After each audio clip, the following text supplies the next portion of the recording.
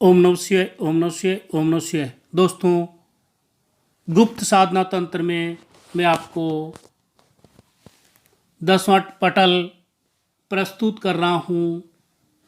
इस गुप्त साधना तंत्र 10वां पटल में शिव पार्वती संवाद में पार्वती जी महादेव जी से कहती है, हे देवेश्वर, इस त्रिलोकी के बीच में परमेश्वरी मातंगी देवी अत्यंत दुर्लभ है। हे प्रभु, अब कृपा करके उन्हीं मातंगी देवी के मंत्रों को बताने का श्रम करें। भगवान शिव बोले, हे सुंदरी, मैं मातंगी देवी के मंत्र को तुम्हारे निकट कहता हूँ। हे सुभगे, सावधान होकर श्रवण करो। ओम ह्रीं क्लीं हुं मातंगे पट स्वा। ओम ह्रीं क्लीं हुं मातंगे पट स्वा। ये मातंगी का मंत्र है, सब तंत्रों में पूजित है। ब्रह्मा आदि देवता इस 10.5 अक्षर की विद्या की पूजा करते हैं। 2-3 जिसने इस विद्या को भली प्रकार से जान लिया, उस का फिर पृथ्वी में जन्म नहीं होता है और वह मनुष्य स्त्रियों के समीप कामदेव की समान दृष्टि आता है। शत्रुओं के सामने यमराज की सम्मान, कुबेर की सम्मान धनवान होकर पृथ्वी की सम्मान समाशील हो जाता है। हे देवी महेशनी, इस मंत्र का छंद विराट है और देवता मातंगी है। हर्त धर्म काम मोक्ष ये इसका विनियोग है, अर्थात धर्म हर्त काम मोक्ष ये चारों पदार्थ प्राप्त हो जाते हैं। हे देवी पार्वती, इस विद्या का ध्यान और पूजा सभी मैंने यामल तंत्रों में कहा है। इस समय इनका महापुण्य देने वाला स्त्रोत कहता हूँ, सावधान होकर सुनो। जिनके शरीर की कांति उदय होते हुए सूर्य की समान उज्जवल है, जो भक्तों को वर देती है, वह अपने 3 नेत्रों से शोभा पा रही है। उन मातंगी देवी को मैं प्रणाम नमस्कार करता हूँ, जो श्याम वर्ण की और सब वस्त्राभूषणों से भूषित है, जो भक्तों को शीघ्र ही सिद्धि देती है। उन दिव्य रूपनी महादेवी मातंगी देवी को मेरा नमस्कार, जिनके गले में मोतियों का हार शोभायमान है, जो नाना प्रकार की मणियों से सुसज्जित है, जो करोड़ों बिजलियों के समान प्रकाश पा रही है। उन मातंगी देवी को मेरा नमस्कार, जो साधक को वर देती है, जिन्होंने वर मुद्रा और माला को धारण किया है, जो देते और दानों को संहार करती है। उन्हीं मातंगी देवी को नमस्कार करता हूँ, जिन्होंने अपनी कमर में मनुष्य के हाथों की तगड़ी पहन कर शोभा पाई है, जो पीताम्बर पहरे हुए हैं। उन्हीं मातंगी देवी को मेरा नमस्कार, जो बिजली के समान प्रभावशाली है, जो विविध प्रकार के अलंकारों से विभूषित है। इंद्र आदि देवता जिनकी सदा सेवा करते हैं, उन्हीं मातंगी देवी को मैं नमस्कार कहता हूँ। पवित्र तपे हुए स्वर्ण से जिनके चरणों की उंगली शोभा पा रही है, जो माणिक्य आदि रत्नों से विभूषित हो रही है, ऐसी उन मातंगी देवी को मेरा नमस्कार। 10 दिशाएं जिनके 10 वदन की समान है, जो अपने चंद्र समान 10 मुखों से संसार में अमृत बरसाती है, जो देवताओं से पूजित है। उन्हीं मातंगी देवी को मेरा नमस्कार, उन्हीं मातंगी देवी को मेरा नमस्कार। हे देवी पार्वती, मैंने ये मातंगी स्त्रोत कहा, ये स्त्रोत साधकों को अभिष्ट फल देने वाला है। जो साधक इस स्त्रोत को प्रतिदिन त्रिकालिक संध्या के समय पाठ करता है, उनको शीघ्र ही सिद्धि हो जाती है। जो मनुष्य पूजा के समय एक बार भी पाठ करता है, उस साधक के दर्शन करने से कुबेर भी लज्जित हो जाता है, अर्थात वह मनुष्य कुबेर से भी अधिक धनवान हो जाता है। हे देवी पार्वती, इस स्त्रोत को साधारण मनुष्यों को न देना, न सब जगह प्रकाशित करना। कारण यह है, ऐसा करने से सिद्धि में हानि होगी। इस कारण यत्नपूर्वक छिपाकर रखो। फिर आगे शिव जी भगवती पार्वती जी से कहते हैं, यहाँ मातंगी देवी स्तोत्र समाप्त हुआ। प्राण बलबे, अब जो तुम्हारे सुनने की इच्छा है वो प्रकाश करके कहो। पार्वती जी बोली, हे देव, तुम ही संसार के आदिश्वर हो, तुम ही उद्धार करते हो। हे नाथ, हम मातंगी देवी के कवच को सुनाने का अभिलाषा या मेरी कवच को सुनने की अभिलाषा हुई है।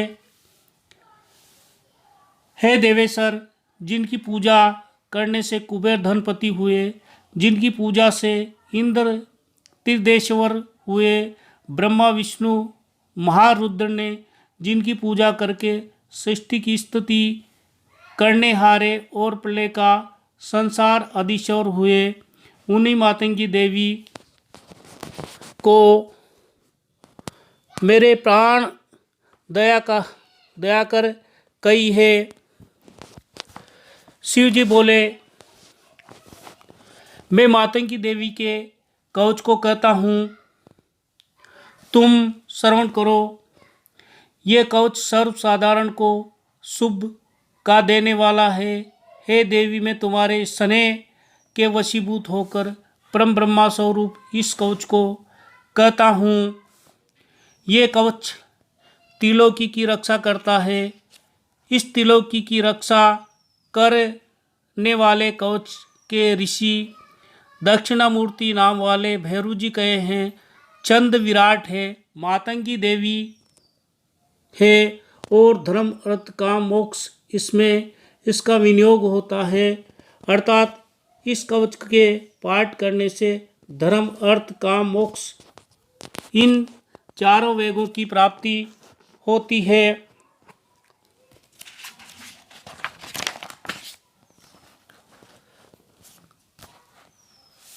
ये ओम, ये बीज हमारे सिर की रक्षा करे।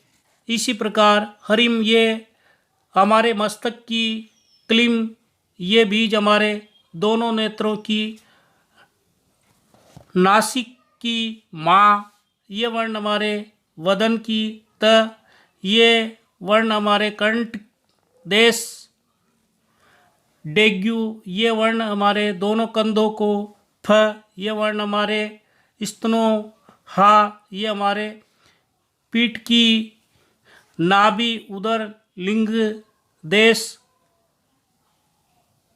चरण इत्यादि समस्त अंगों की रक्षा करे।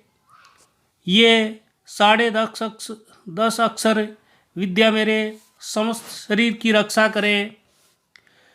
इंद्र देवता हमारी पूर्व दिशा में, अग्नि देवता हमारे अग्नि कोण में, यम मेरे दक्षिणी कोण में, नैऋत्य मेरे नेत्रिने कोण में, वरुण देव मेरी पश्चिम दिशा में, पवन देव मेरी वायु कोण में, कुबेर मेरी उत्तर में, महादेव ईशान कोण में, ब्रह्मा मेरी ऊपर की दिशा में, अनंत देवता मेरी अधो देश की रक्षा करे। जो स्थान रक्षाहीन कवच से रहित हैं, उसी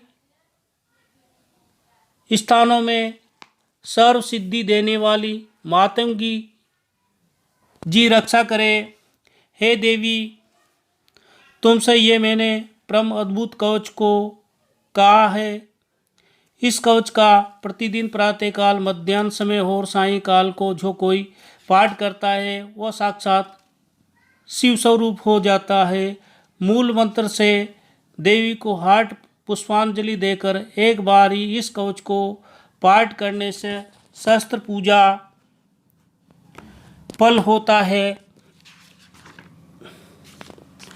इस कवच को भोजपत्र पर लिखकर यदि कोई स्वर्ण में मढ़ा कर पहनता है, वही साधक सब प्रकार की सिद्धि के अनुकूल तपस्या होकर सर्व सिद्धिमान हो जाता है।